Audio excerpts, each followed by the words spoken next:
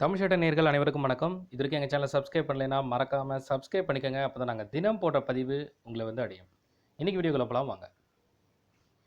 உங்களுக்கு எந்த டவுட் இருந்தாலும் சரி நீங்கள் கமெண்ட் செக்ஷனில் கேட்கலாம். அதுக்கான ரிப்ளை உங்களுக்கு பண்ணுறோம். ஸோ இன்றைக்கி நம்ம இந்தியன் எவிடன்ஸ் ஆக்டில் செக்ஷன் 91 என்ன சொல்லியிருக்காங்கன்றது பார்ப்போம்.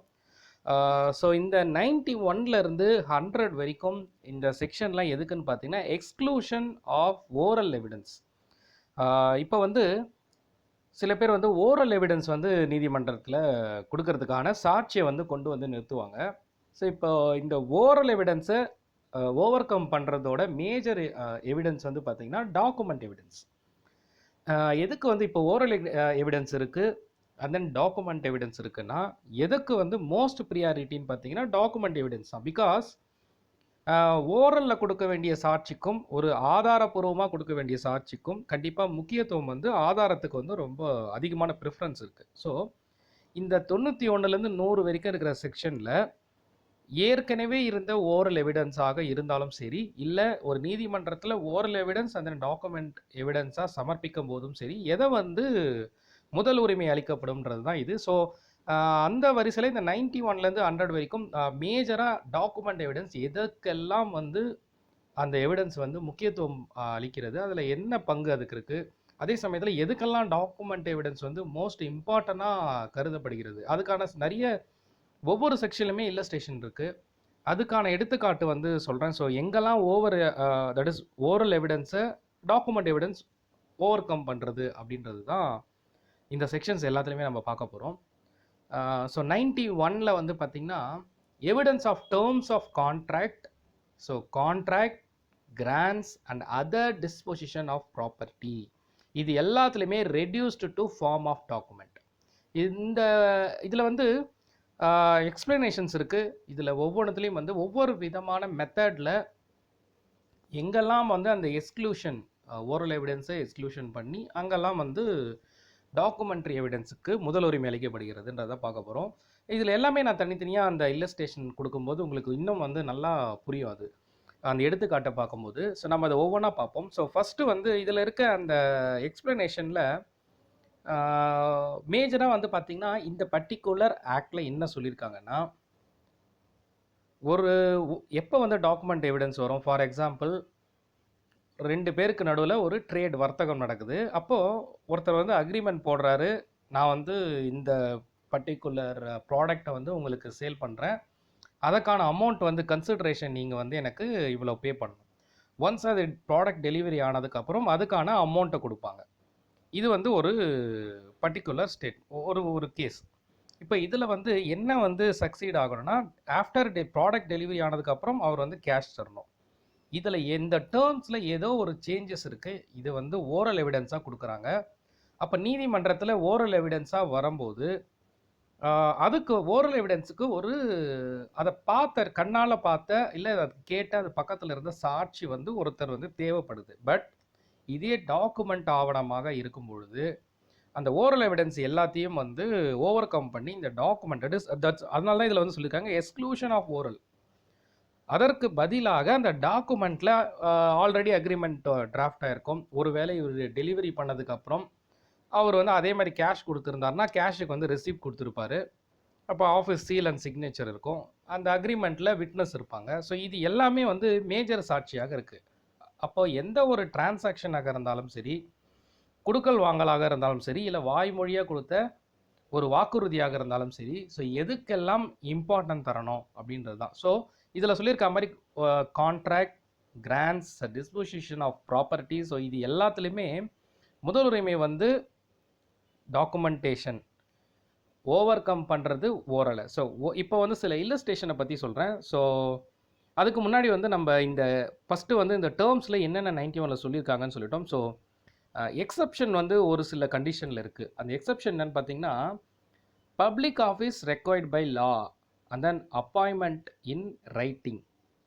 ஒரு பர்டிகுலர் பர்சன் ஒரு விஷயத்தை எழுதி கொடுக்குறாரு, அதற்கு கரெக்டான ப்ரூஃப் எவிடன்ஸ் இருக்கும்போது அந்த டாக்குமெண்ட்டை நம்ம அட்மிசபிள் ஆகுது கோர்ட்டில். இது கரெக்டான எவிடன்ஸ் சொல்லி. அதே சமயத்தில் ஓரலாக மட்டுமே கொடுத்த ஒரு எவிடன்ஸாக இருந்தால் அதையும் அட்மிசபிளாக ஏற்றுக்க முடியும் நீதிமன்றத்தில். அதுக்கு ப்ராப்பர் விட்னஸ் இருந்தால். ஸோ அப்படி இருக்கக்கூடிய ஒரு டேர்மில் அந்த டாக்குமெண்ட் எவிடன்ஸை கூட அந்த ஓரல் எவிடன்ஸ் ஓவர் கம் பண்ண முடியும் இஃப் ரெக்வயர்டு விட்னஸ் வந்து இருந்தால்.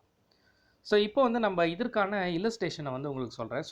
ஸோ பேஸ்ட் ஆன் தட் இந்த 91 வந்து எதற்காக அப்படின்னு வந்து இன்னும் நல்லா புரியும். ஸோ கான்ட்ராக்ட், ஃபார் எக்ஸாம்பிள் ஒரு கான்ட்ராக்டில் வந்து பார்த்துப்போம், செவரல் மல்டிபிள் லெட்டர்ஸ் வந்து இருக்குது, நிறைய கான்ட்ராக்ட் இருக்குது. இப்போ நீதிமன்றத்தில் அதாவது ஒரு டிரான்சாக்ஷனுக்கு மல்டிபிள் லெட்டர்ஸ் வந்து இருக்குது. இப்போது இந்த பர்டிகுலர் அக்ரிமெண்ட் அந்த பர்டிகுலர் டிரான்சாக்ஷனில் ஏதோ ஒரு தவறு இருக்குதுன்னு சொன்னால் டாக்குமெண்ட் எவிடன்ஸ் ப்ரூவ் அப் பண்ணுறதுக்காக அந்த டாக்குமெண்ட் எவிடன்ஸை நீதிமன்றத்தில் சமர்ப்பிக்கும் போது அந்த பர்டிகுலர் டிரான்சாக்ஷன் சம்மந்தப்பட்ட அனைத்து ஆவணங்களையுமே நீதிமன்றத்தில் வெரிஃபிகேஷனுக்கு சப்மிட் பண்ணோம். ஸோ அது எல்லாமே வந்து ப்ரூவ் பண்ணோம். ஸோ அப்போ தான் வந்து அந்த டோட்டல் டிரான்சாக்ஷன் வந்து ப்ரூவ் ஆகும்.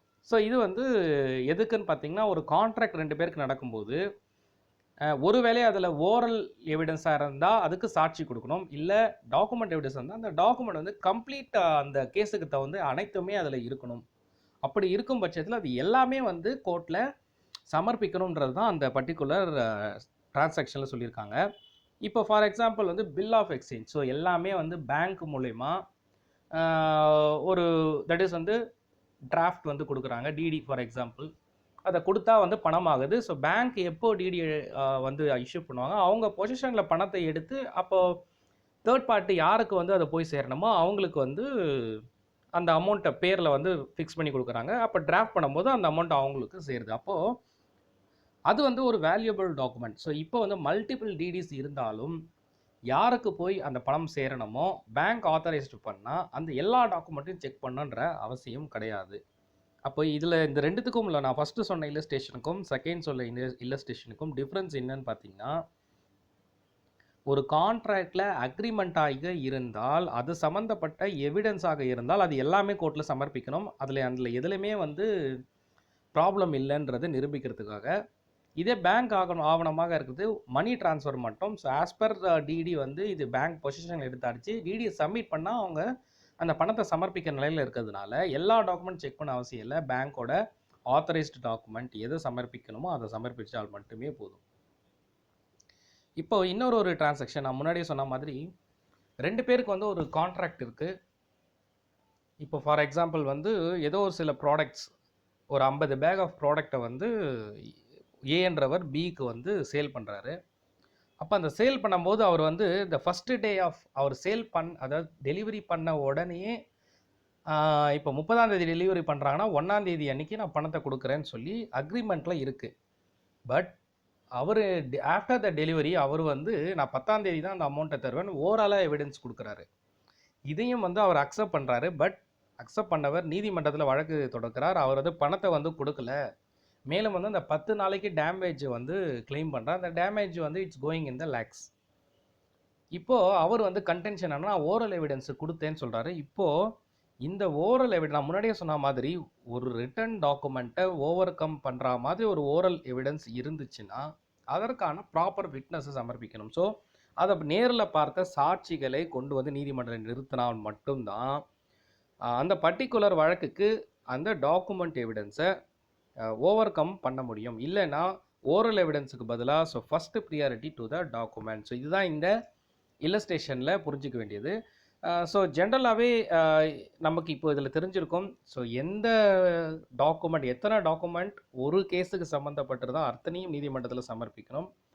செகண்ட் ஆப்ஷன், ஒரு bill of exchange bank related டாக்குமெண்ட்டில் அத்தனையும் ப்ரூவ் பண்ணணுமானா அத்தனையும் தேவையில்லை, எதற்கு ப்ரூவ் பண்ணணுமோ அதை மட்டும் செய்தால் போதும். ஸோ அந்தன் வந்து ஒரு அக்ரிமெண்ட் ரிட்டன் டாக்குமெண்ட்டே இருக்கும்போது அதில் ஓரல் ஸ்டேட்மெண்ட் இன்வால்வ் ஆகிற மாதிரி இருந்துச்சுன்னா அதற்கு வழக்கு தொடுக்கப்பட்டால் அதை ப்ரூவ் பண்ண வேண்டிய கடமை யார் வந்து ஓரல் வந்து எவிடன்ஸுக்கு நான் கொடுத்துருக்கேன்னு சொல்கிறாரோ they have to prove that. So burden of proof வந்து அவரை சார்ந்தது. He has to provide the witness. So that witness should be admissible in the court. So அதற்கு ப்ரூவ் பண்ணால் மட்டும்தான் நீதிமன்றம் அதை ஏற்றுக்கொள்ளப்படும். ஸோ இதுதான் இந்த 91ல் கொடுத்துருக்காங்க. ஸோ நான் கொடுத்துருக்க இன்ஃபர்மேஷன் உங்களுக்கு யூஸ்ஃபுல்லாக இருக்குன்னு நினைக்கிறேன். வேறு எந்த தகவல் வேணாலும் நீங்கள் கமெண்ட் செக்ஷனில் கேட்கலாம், அதற்கான பதிலை உங்களுக்கு சென்ட் பண்ணுறோம். அடுத்த வீடியோவில் உங்களுக்கு சந்திக்கிறேன். நன்றி, வணக்கம்.